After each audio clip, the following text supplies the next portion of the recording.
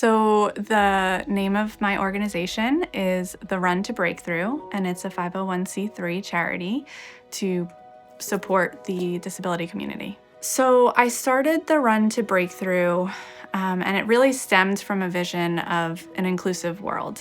I've worked with this community for many, many years now, my entire career, and I've always found that there were so many limits placed on these families. If you think about it, these families go from doctor to doctor, and they're told all of these limiting beliefs that their child won't ever be able to do certain things, or, these families go through so much. They have to find resources on their own.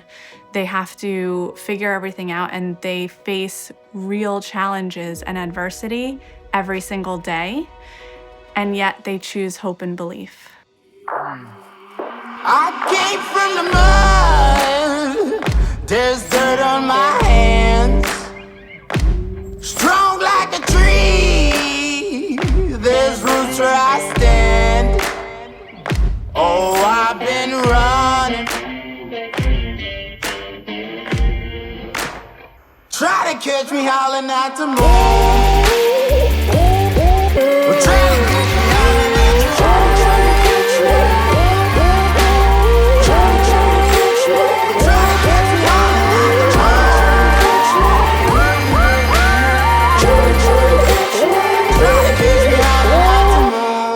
So we're doing a big ultra run event this September, September 28th and 29th, and it is going to be a 100-mile run across Long Island. And we're doing it a little bit differently this year, where I'll be pushing our clients in an adaptive stroller, although they'll be joined by foot or by adaptive trike again, and other members of their family and the community will join us. The Run to Breakthrough is so important and vital because it includes everyone, that it's an event for and about and with people with disabilities. So Dino is our firstborn. He's born with cerebral palsy and Lennox-Gastaut syndrome. So when we first had him, we weren't really sure what that meant for our lives. Like, we weren't really sure where this was going, how severe everything was going to be. But as he got older, we realized that this was going to be a long-term challenge. I would say the biggest challenge is, I guess, just traveling in general. Yeah. And going from, home, even shopping. Anytime we leave the house. Kind of like what we gotta pre-plan any type of trip we take, even, trips to the supermarket. I paired my love for running to help give these individuals a sense of no limits and what we can do together. So the Run to Breakthrough, the idea behind it is to be an inclusive running company where we create inclusive runs to give these individuals the sense of freedom that we can feel with our legs as we run, but the wheels provide that for them. And the same feeling that there are no limits, they're only where we place them. I have spastic diplegia cerebral palsy. When I went back to school, not only did I want that master's, but with my bachelor's, I went for disability studies.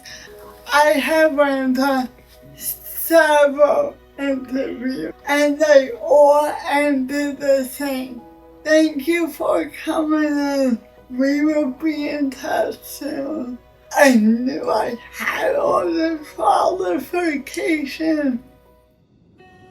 It's a unique perspective because you don't know really, you're not aware to what these families go through unless you're in their shoes. So we're highlighting 10 different challenges within this run as official stops in order to help get other people in the community involved and aware that this is what the community goes through.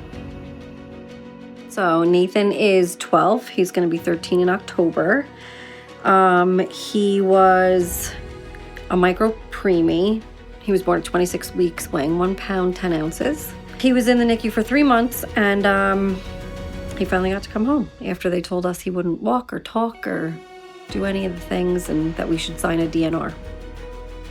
If somebody tells you that you're never going to be able to do something, if you maintain hope and belief, there's always hope that you're going to achieve something new and push past the limit that somebody once told you could never happen. I've always found challenging is that I don't see a lot of people like me in my day-to-day. You know, when I go to the store, I always wonder, where are the other people that look more like me? And my day-to-day is a lot about, you know, going to work. And I've always loved my job, so I've always done my job and then other things as well. As I'm transitioning into the end of my career, I start to think about what does it mean to be an older person with a disability. Caitlin, she was born in August, diagnosed with CDKL5. Hit us hard because it's the type of diagnosis there is no cure for. She's with a nurse all day when we have nursing.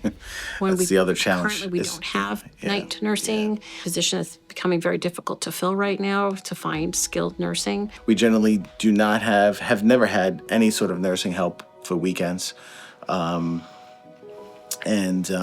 so her care is for us, and we usually just tag team it. But you know, as you get older, it gets a little harder to do these sorts of things and get the energy, which makes things sometimes a challenge. There's not a lot of exposure for these kids and opportunities for these kids and adults or anybody to be involved in something like this.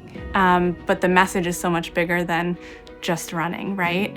Running, to me, brings community together, and that's what this community really needs, is they need to be connected with one another, to find resources, to share stories, and to feel like they're not alone in this, in all of the challenges and adversity that they face day to day.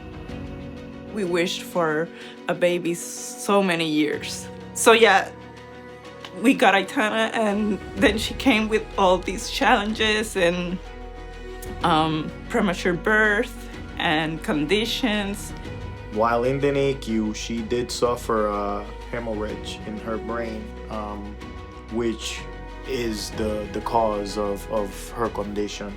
Us as parents, for every parent that can go out of pocket and pay medication, there's probably 10, 20, 30, 50, 100, I don't know the data, but there should be plenty of children that are being deprived of deserved medication, and medication that doesn't cure them.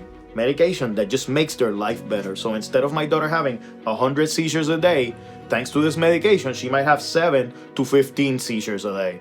I get frustrated every single day because of X and Y. You know, it's not insurance, it's a doctor's appointment, it's some lack of something, it's, you know, there's not a ramp. It's, I don't have a place to put my kid in. It's, you know, every day is something new. All disabilities, all levels of disabilities, lifting kids, teens, and adults from the shadows to mainstream society. And that's so important. I knew that this community demonstrates such resilience. And that's what these families in this community teach me every single day. And so the next time that we did this run, I knew that I had to prove resilience. And so we made it a 100-mile run across Long Island to, again, send that message that if you hope and if you believe, that you can do things that others either said you could never do, you yourself said you could never do, and you can prove this message of resilience. And that never goes away. That's something that you can hold forever.